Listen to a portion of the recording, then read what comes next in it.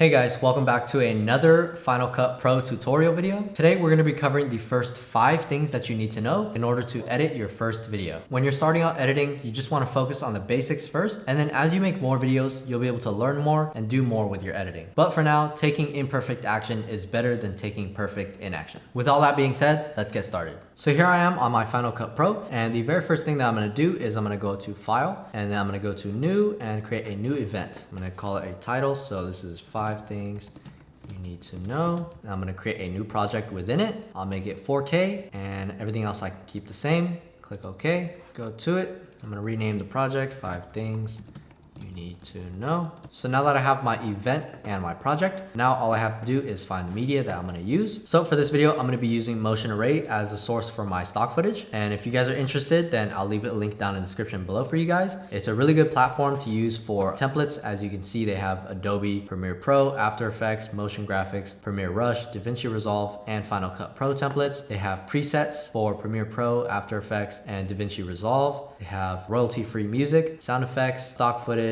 motion graphics, as well as photos. So we're gonna go ahead and go to videos and footage, and we're gonna go down to right here where it says resolutions. We'll look for 4K, and let's just say we're having a talking head video, so we'll do talking to camera. And as you can see, there's a bunch of different videos on here that we could use. So I'm just gonna pick this clip right here, and I can click on download, and it's gonna start downloading. And let's just also find a clip that looks kind of cool, so maybe this right here. And we can go ahead and look at some photos too. So we'll see like a good picture that we want to use, and we'll just go ahead and download it. So here I am on Final Cut Pro now. I have all 3 clips that I downloaded onto my timeline. And now that I have all my clips ready, we can move on to the very first thing that you need to know, which is cutting. So in order to cut a clip, what you're going to want to access is the blade tool. There are a bunch of different ways that you can access this blade tool. The first method is by going up to here where it says select the tools. You can click on that, and then from here you can see a bunch of tools that you can use. You can see that the blade tool is right there, and on the right hand side it says B, which means it's binded to the B key. If I click on that, then you can see that my cursor is now a pair of scissors. This means that I'm in blade mode, and if I click anywhere on the clip, then it's gonna cut the clip in half. So let's say I wanna cut right here, so I'll click, and as you can see, it creates a cut right there. Now, in order to go back to the selector tool, all I have to do is click back on the selector tool, and then click on select. And it's also binded to the A key, which means that I could just press A, and it'll go back to the select tool. So I'll go ahead and click on that, and from there, I could just delete anything that I don't want. So let's say I just wanted to delete the very first part, so I'll just click on delete, and you can see that it got erased from the timeline. Let's say I want to cut in between these two, so I'm just going to go ahead and press on the B tool and then cut in between, and then right here I can just select it and then press delete, and it'll be deleted. Now if you want to take your cutting to the next level, then what I recommend is actually changing your keybinds to change your B key to automatically blade whatever your cursor is on. In order to do this, you're going to want to go up to the top left corner, and then where it says Final Cut Pro,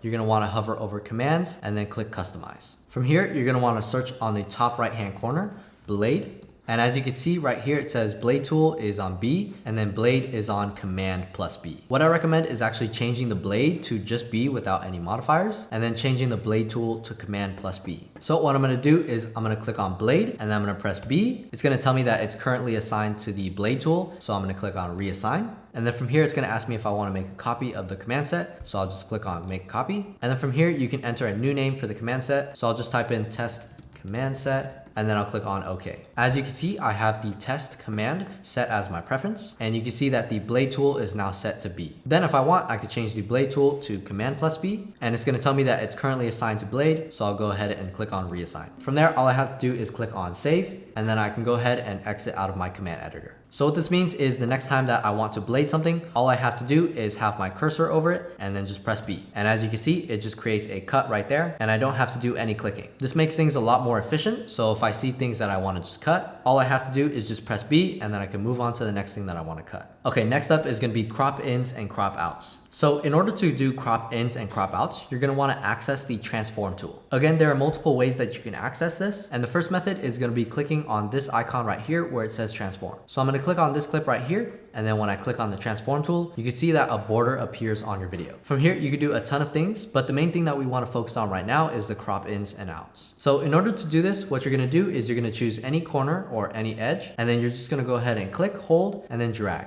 As you can see, it's zooming in the more that I drag on it. And then I could also go the other way and make it smaller. If I just want to reset the image, then I can just click on reset right here. And once I'm done with transforming it, all I have to do is press on done. Now, if you want to know the keyboard shortcut to this, it's going to be pressing Shift and T. So let's say I want this clip in the middle to be cropped in. So I'll go ahead and select the clip and I'll press Shift and T, and then I can just drag on the corner and make it scaled up. Then all I have to do is press done, and this is what the final product would look like. As you can see, it's zoomed in a little bit right there. And yeah, this is a great tool for making your talking head videos a little bit more dynamic. What I recommend is actually changing your key bindings again and changing the transform tool to just T without any modifiers. So again, in order to do that, I'm gonna go ahead and click on Final Cut Pro, hover over commands, and then click on customize. From here, I could search in transform. And then right here where it says transform tool, all I have to do is just click on it and then press T. Right here it says that it's currently assigned to the trim tool, but I'll just go ahead and click on reassign and then click save. So I can go ahead and search up the trim tool, and then right here where it says trim tool, I can set it to Shift T. I'll go ahead and click on reassign. So I just flipped the two, and then I'll click on save. From here, I'll exit out, and the next time that I want to do a crop in or crop out, all I have to do is just select on the clip and then press T. One thing that I want to say is that when you're working with the edges, you're going to want to hold the shift button because this is going to make it spread out evenly. If you don't do this, then it's going to change the dimension of the footage, and as you can see, it's actually stretching the video right here. That obviously doesn't look good, so you're going to want to make sure that you're holding shift and you're dragging it at the same time. One thing that's cool is that you can actually apply this to multiple clips at the same time. So I'm just going to give this a bunch of different cuts, and let's say I want these two to be the exact same crop in size. Well, all I have to do is just click on one and then hold down command and click on the other one. From here, all I have to do is press T, scale it to whatever I want, and then click done. Then as I play it back, you'll see that this one is cropped in, this one isn't, and then this one is cropped in the same size. So yeah, pretty cool trick that you can use to add a lot of dynamic to your videos. Next up is the Ken Burns effect, otherwise known as the slow zoom. So in order to access this, what you're going to want to do is you're going to want to click on the arrow at the same spot that you clicked on for the transform tool. And that's going to open up a menu where you can select transform, crop, or distort. For this one, you're going to want to choose crop, and then you're going to see on the video, it pops up a menu on the bottom saying trim, crop, or Ken Burns. From here, all you have to do is select Ken Burns, and what shows up is the starting and ending borders for your Ken Burns effect. This basically means that it's going to start out full screen, and then throughout the entire clip, it's going to end up zooming till this point. So if I go ahead and click done right here and I play it back, you can see that it slowly starts to zoom in. Now the keyboard shortcut to this is going to be Shift and C. And if you want to undo your Ken Burns effect, all you have to do is just click on trim.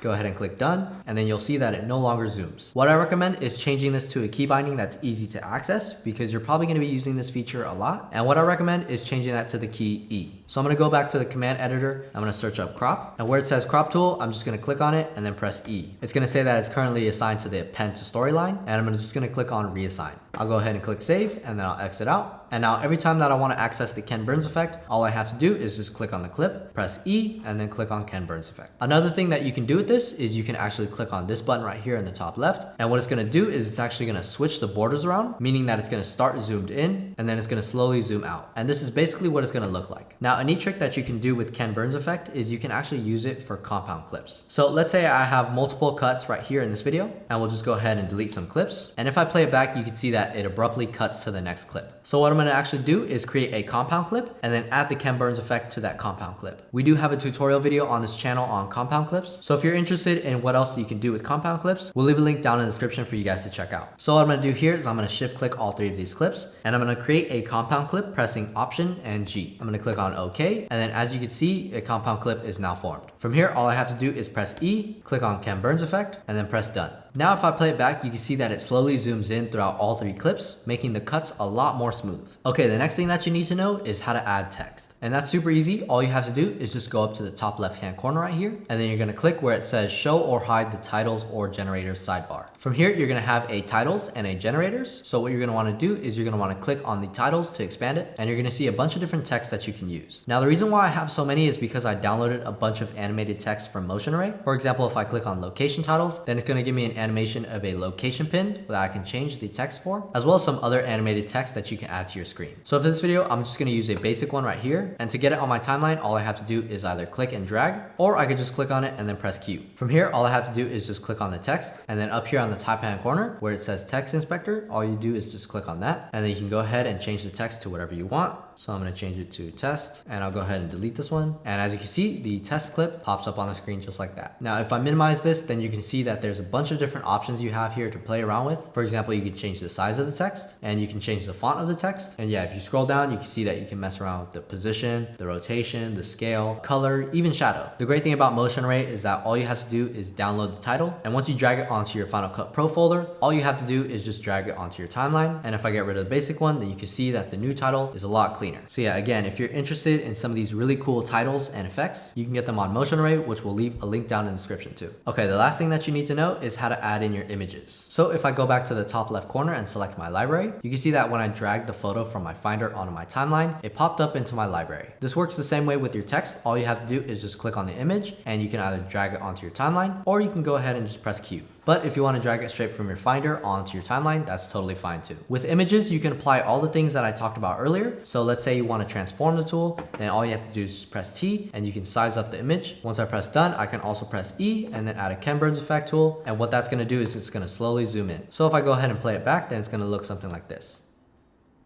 You can also drag images to whatever length that you want. And if I want to cut it right here, all I have to do is just select the clip, press B, and then delete the part that I don't want. And that's it for this video. You now know how to create your very first simple edit. So go out there and edit your very first video, and you can reference this video at any time that you want, as we'll be leaving timestamps in the video for each thing that we talked about. I hope you guys got some value out of this, and if you did, make sure to leave a like and also subscribe for more videos like this. StartupWise is dedicated to making guides and tutorials for entrepreneurs that want to start their own business or take their social media to the next level. Thank you for watching, and I'll see you in the next video.